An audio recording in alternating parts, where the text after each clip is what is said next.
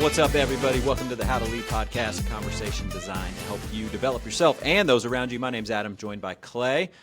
Clay, this episode brought to you today by our friends over at PushPay. Love having them as a sponsor. Love their product even more as an end user. They make generosity at the church that Jackie and I go to so easy, and grateful. I know we got a lot of people listening that are familiar with their product, or maybe they need to look into it.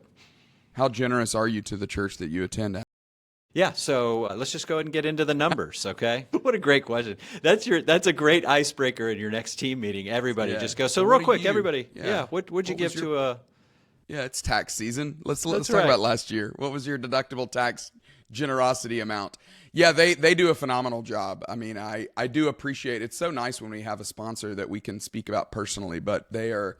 I can just say, having worked with them, they're wonderful to work with, tremendous people. They really care deeply about making generosity easy for people. And then, as you've mentioned, on the end of actually being a person that's leveraging their platform to be more generous to the organization that you care about, they'd make it easy. So if people give to your organization, if you work for a church, if you work for any kind of nonprofit, or if you're on the board of one, I definitely would encourage you to pass along the recommendation, the referral of PushPay, because they're tremendous.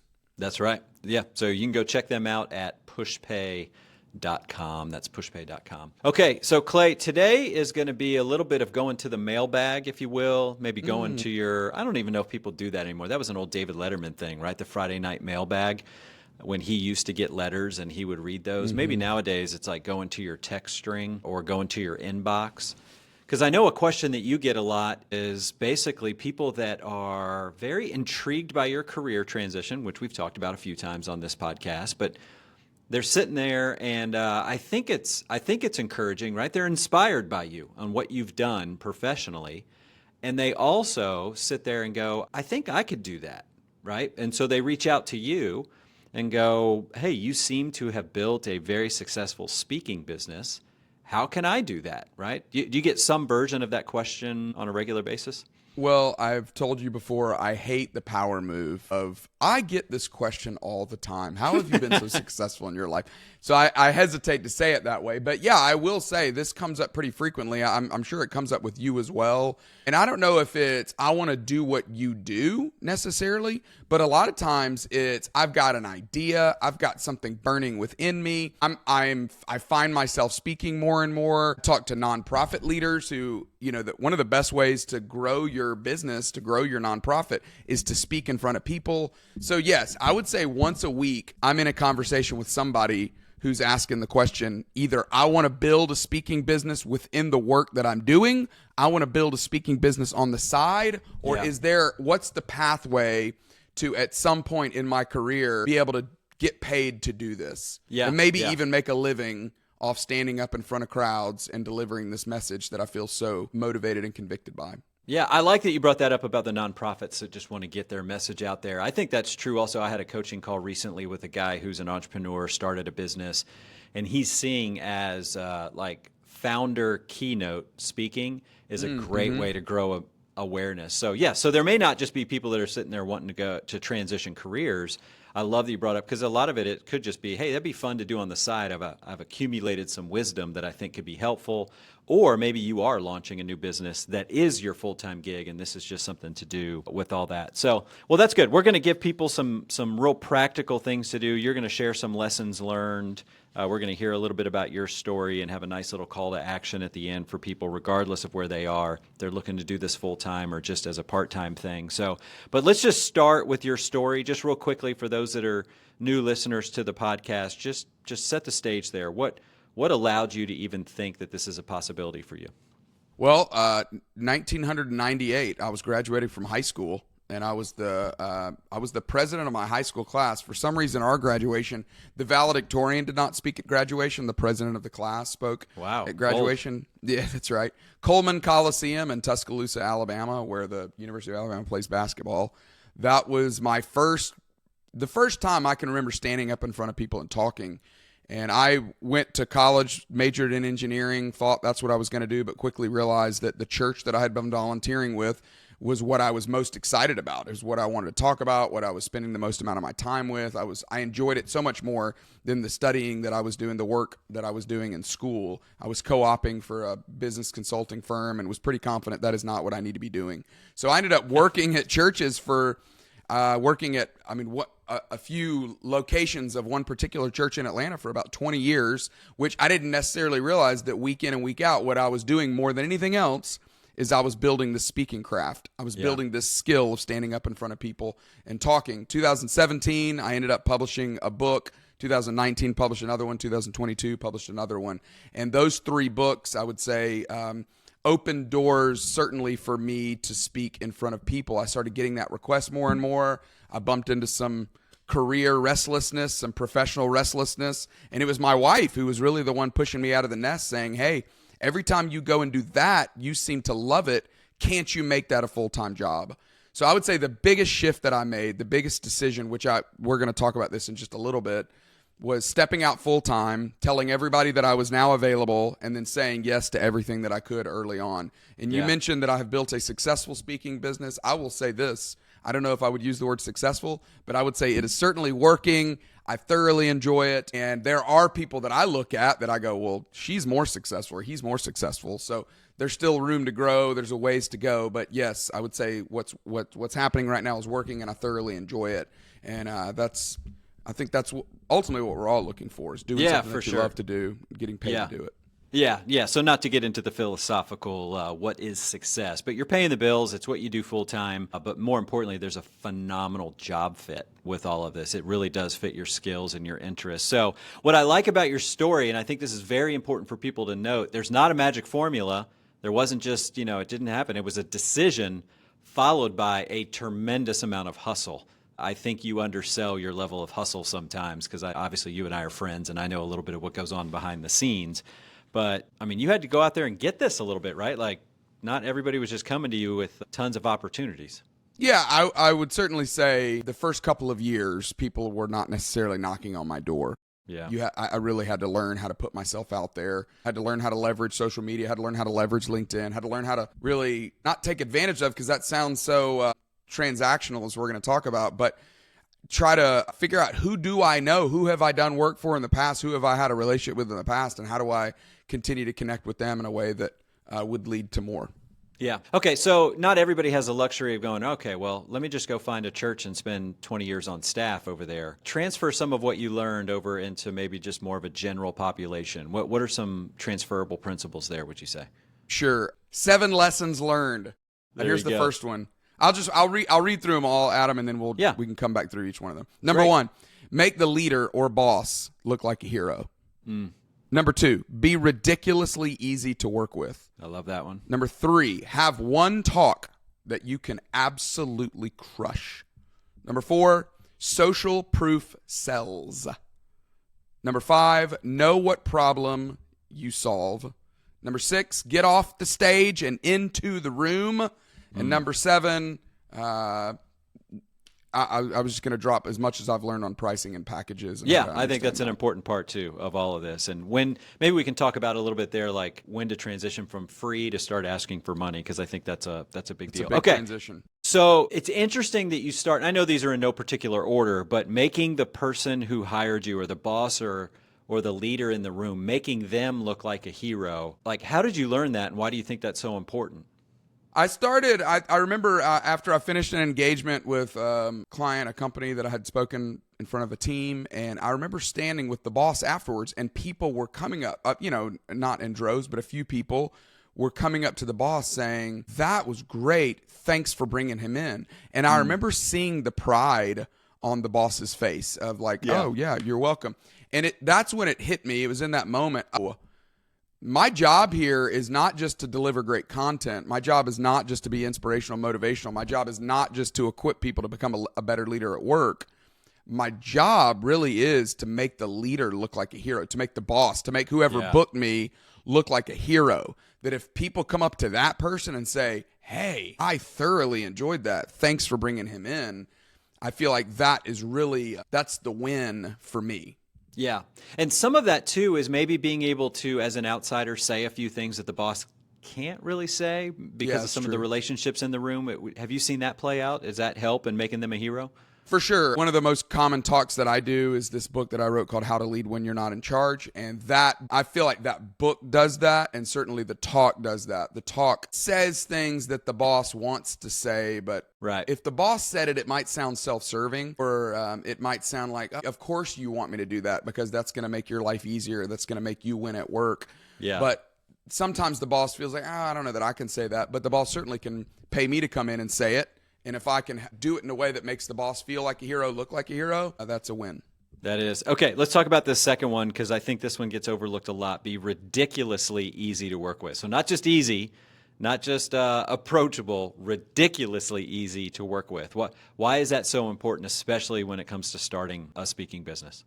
Well, and I will say, Adam, this is in the last 2 weeks, I've had two. It was not the person that brought me in, but it was the administration. It was the person running the details of it. Yeah. It said, I work with a lot of speakers, and you are really easy to work with. They both told me that, which I that is a massive deal for me. So I have not always been as easy to work with. I'm learning how to be easier to work with, but I would say responding quickly, clear communication, deliver assets early, some of those basic table stakes things. Understanding event planners, they don't rehire people who are high maintenance, right? And so, some of those old jokes that we would make about what's in your rider, what do you need in the green room, what color M&Ms do you want, right? Just trying to be as low maintenance as possible for the event planner. The event planner's got 100 things on his or her plate, and one of the, if you can take, hey, I'm going to be the easiest person that you've ever worked with, if you can really make that your aim, I think that's the kind of person that an event planner or the person that's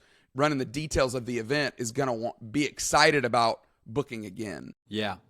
That's one of the things that I think is really interesting for people to think about if you're going to try to do this regularly, because you almost have two groups of people you're trying to serve and to please. Like, let's just call this like customer service. Yeah. You've got the people who are hiring you and honestly writing the check. And that being ridiculously easy to work with is really, really helpful. So, yes, respond to their emails and phone calls, communicate clearly. When you said deliver assets early, that's a little insider speak. Just get your outline and PowerPoint over to them when they need it. Get the bio, get the summaries. Just when they ask for it, get it to them early, those types of things. So you need to please them and help them. Then when the moment comes and they put the microphone in your hand, the customer shifts a little bit to that point where you're now trying to serve the audience. So you got to serve two different parties here. And this principle here about being easy to work with is really more for that what maybe is behind the scenes. But it's huge. It's huge because nobody wants to work with a diva, right? It's just true. They just don't want to work with that person. Well, and finding repeat business in my world is really difficult because people don't typically, it's very common for me to speak at an offsite, an event for a company. They don't want the same person 2 years in a row. Right. And so on one hand, it'd be easy to go, oh, what does that really matter? They're only going to book you one time anyway. But the thing that I have found that is, now that I'm 4 years into this, that person is going to change jobs, is going to go to a new company. That person is going to have a different kind of event that if you're easy to work with, you're going to be really easy for them to book for the other kind of event. So I just, National Electrical Contractors Association, when I first saw that come across my email, I thought, is that something I want? I don't know anything about I took an electrical engineering class in college, Adam, and I failed it. So I was like, I don't know how circuits work. I didn't know. I had some PTSD for sure. But Melissa West, who is she plans their events. We've gotten to be friends. I really awesome. Enjoy working with her, and she just booked me for they bring everybody in for their Christmas party. They booked me for two of their conferences, their National Electrical Contractors Association, one for young leaders, another one for just their general population. But they just booked me to come in December to do an event around Christmas. They bring everybody in for a Christmas party, all their employees that are spread out across the U.S., and I'm going to do an event for them while their internal group is in town at their offices. So even things like that, I would have never seen that coming. I could have easily just said, oh, what does it really matter? But I thoroughly enjoy Melissa, and we've become, like I mentioned, friends. And so that's, making her job really easy is a real delight for me. But that's become a goal that I didn't initially realize would be such an important goal to try to achieve. Yeah, that's really good. Being easy to work with fits with this next one on why it's important to have one talk you can absolutely crush. Because just get ready for this, that when you are going through these situations where they're booking you, the people who are booking you want to almost know every detail about the talk, sometimes weeks or months in advance. Now, for a lot of speakers I know, they're like, I'll have everything ironed out about 20 minutes before I stand on that stage, so I can't give you all this. And how have you learned how to navigate that to still be easy to work with, even though you want to leave some room open to make some changes, right?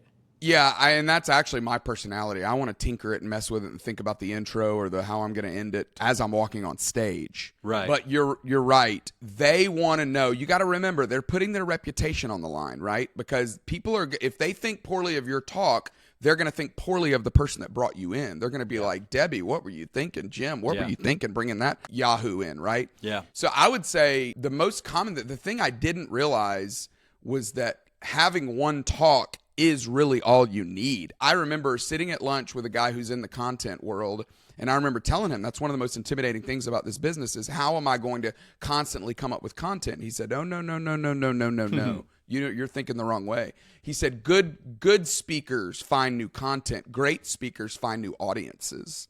Ooh. And I thought, now that's a great line. That changed everything for me. That there is an endless amount of audiences to work with. And so learning how to get one good talk, getting that talk on video, they want to see the whole talk. Most times it's somebody who goes, I saw you give that talk to this crowd and I want you to come and give that talk to this audience. That's the most common request that I get. And so don't try to have 10 talks. Find one talk that solves a genuine, significant problem that they have. Get results with it. Get it on video, be able to send that whole, hey, I'll send you the whole talk. I think there was a part of me that feared, but if they see the whole talk on video, they're going to go, why do I need to bring him in? Well, because live events have not gone away, right? As much as we can watch video and consume content online, people are still having live events and they still want somebody to come in and give a talk at a live event. And specifically, they want to know what is the talk and how can I really trust it? That's right. That's right. And, everybody, we've seen all the stats about teaching and how quickly people forget things. So even if they watched it 10 days later, it's going to be totally different because there's going to be things that that's so true. Forgot. So some of that you can use to your advantage. So that's really good. Okay, so you want to make the boss look like a hero or the person who hired you. You want to be easy to work with. You want to have a talk you can absolutely crush. Let's talk about the social proof and how that sells. So what do you mean by that, and how have you seen that help your business?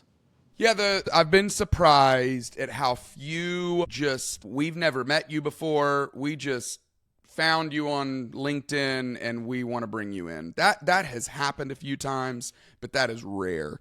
The most common thing is, I have a friend who works at this organization. I heard you went and spoke there. Would you come and do that here? Yeah. So the testimonials, the referrals, that is the best way to build a speaking business, is if you can get that flywheel going of, I've done this a few different places. They now, I had a big construction company in Atlanta that just booked me recently, and the guy said, hey, I was talking to one of the pastors at our church and you did something for their staff meeting. Now that's a church staff meeting and a massive building construction company. You would think those two have nothing in common, but honestly, they have the same challenges at work. Yeah. And so even that simple referral, he said, I had somebody on our team that mentioned you, and then I heard somebody at our church mention that you had done something for their staff meeting. Those two things happened in the same week, and I thought I need to reach out to you. Yeah. So it's that kind of social proof that is the best way to quote unquote sell your work. Yeah. And listen, this is way beyond getting your mom to give you a quote to put on your website or your best friend to give you a quote to put on your website. These are logos on the website, almost like these are the brands who have trusted me. But listen, if you're doing some of the other things, making the boss look like a hero, being easy to work with, and crushing that one talk, the single greatest social proof that I think you're talking about is word of mouth. Somebody wants to tell somebody else, this person was great. When you can get that happening, that's when marketing and selling starts to become easy. So yeah, that's what you're trying to do there, right? Yeah, and the best advice I've been given on that is to have a follow-up meeting after the engagement. That's right? good. So that you can do both of those two things, so that you can get a testimonial and so that you can ask for referrals, right? Yeah. It is, yes, hey, was there anything that I did that you would change to make this better?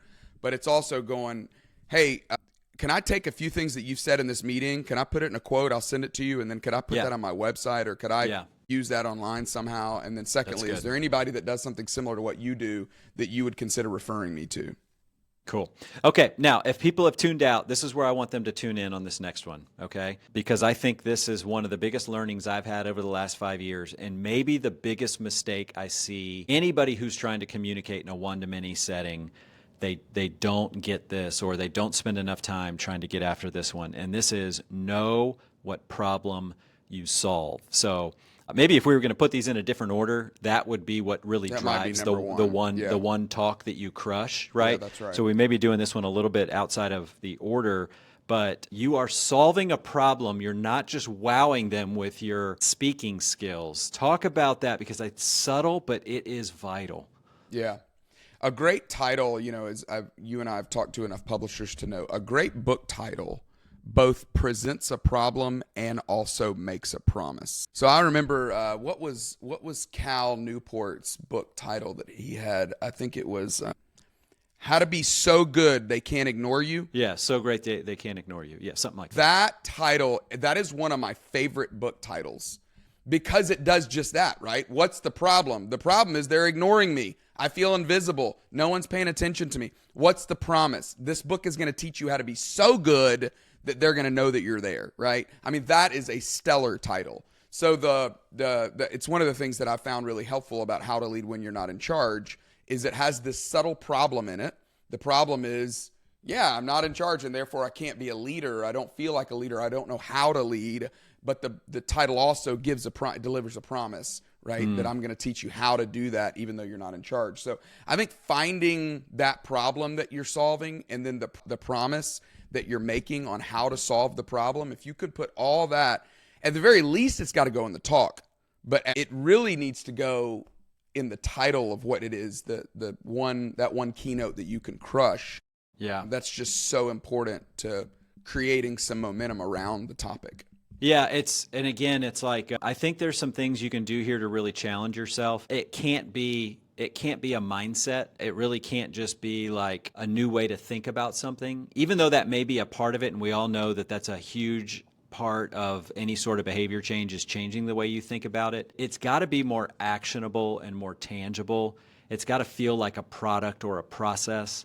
It's got to be memorable in the way that it's sold. Again, this one, there's so much to say here, but more than anything, here's a way to quiz yourself: is the problem this talk solves is, and then what are you going to say? So this is your elevator pitch. You have 5 seconds to let somebody know what your talk about.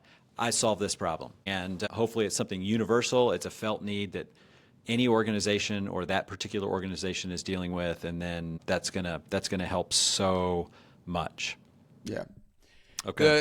The next big idea, Adam, about getting off the stage and into the room is I would say, of all the mistakes that I've made, this is where I've made the most mistakes. Really? Because our kids are younger. I feel it's amazing when I leave the house to go on if I've got to fly. Last week I flew to Boston for a 24-hour period to go speak at an event for a medical sales company. It's like the clock starts ticking and I'm timing myself. How quickly can I get back home? And so I am very adept at flying right in at the last possible moment, going and speaking at the thing, and then leaving as soon as I walk off the stage. Yes.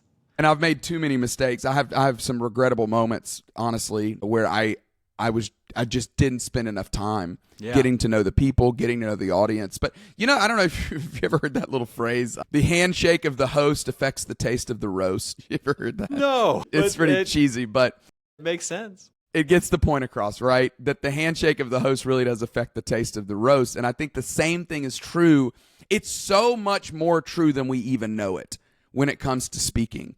Building a successful speaking business, to me, is not just about getting the moment where you get on stage, but it's knowing how to be a friend, knowing how to make a friend, how to build a friendship with somebody, hang out, eat meals, ask questions, connect. The moments that people have said thank you the most are when I came in the night before, went to the dinner with the team, got to know them, knew them had some jokes that we made at dinner, had a glass of wine or two, had some nice laughs, and then the next morning when the engagement happened, there was so much more warmth there. Yeah. And they say thank you for it, right? It's learning how to build long-term relationships and not just one-off gigs. If I could go back and do anything over again, I would have started doing that sooner. Yeah. Again, that's customer service masterclass type of stuff. And so I like that. That's convicting, to me that does this. And I have noticed that's true, even though I don't do as many large events as you do, as I'm in classroom workshop type settings every day or almost every week. When I can hang out and have lunch with everybody and just chit chat and talk, it just helps. People like access. They want to get to know you as a person. It helps build the credibility when you stand up there. Okay, real quickly as we wrap this up, let's just talk very briefly about pricing. Obviously, you're not going to get into the details of your rate, but what do you see some mistakes people make there when it comes to pricing? I would say there's probably two sides of the mistakes that we all have a tendency to make. There's one where you don't respect yourself enough, and so you don't charge, and then two where you're charging too much and you're missing opportunities. Right. So I would say both are dangerous, right? And they seem to almost contradict each other. But I would say a lot of it just depends on where you are. So you got to figure out where you are right now, and then you got to start there. And so if you've never been paid for one, you got to start by saying, hey, this is what I do. It's so much easier, Adam, when you step out and say, this is what I do, right? It was so much harder when I had a full-time job. But to be able to say, hey, this is what I do, I respect the investment that I'm going to make in your team so much, I'd love to ask you to make an investment as well. And so I would just encourage people, figure out where you are. If you have never gotten paid for an engagement and you've got something coming up, think about how can you have that conversation to say, hey, this is what I do, and I really I want to know what kind of budget you have to work with. What have you paid speakers in the past? Would you consider paying for this? Yeah. You got to start there. And then once you start getting paid, eventually you got to respect your time. You got to respect the investment that you're making. And you do have to say, hey, this is the number. And then you stop talking, right? This is another just classic negotiation mistake that we all make is you want to go, hey, this is the number. But if you can't do that, honestly, I'd do it for free, and I love doing what I'm doing so much. You can't. You just got to say this is the number. And if they want you bad enough, and if it's gonna happen, they'll be able to come back and say, hey, we want to make this work, but we just don't have the budget for that. Would you consider a lower rate? There's a little bit of, I don't know if it's ego, Adam, to believe that I have something to offer, but there's got to be a sense of confidence to go, hey, this is going to be worth it for you. This is going to make a difference. Your people are really going to grow because of this, and I think it'd be worth you investing some dollars into this. That's right. I remember somebody in a slightly different context who was talking in the church world, but just said, at first you go because they ask, and you have the time on your calendar, and so you probably, most speakers get started by doing some free gigs because you've got to treat it like the comedian going out. You got to go to the small comedy club. You've got to test the material. Then as you get more confidence, you go and say yes because they're paying anything. You just go. And then after a while, you keep going, all right, this works. And then finally you say yes because you want to, right? Maybe the location's good or the price is right.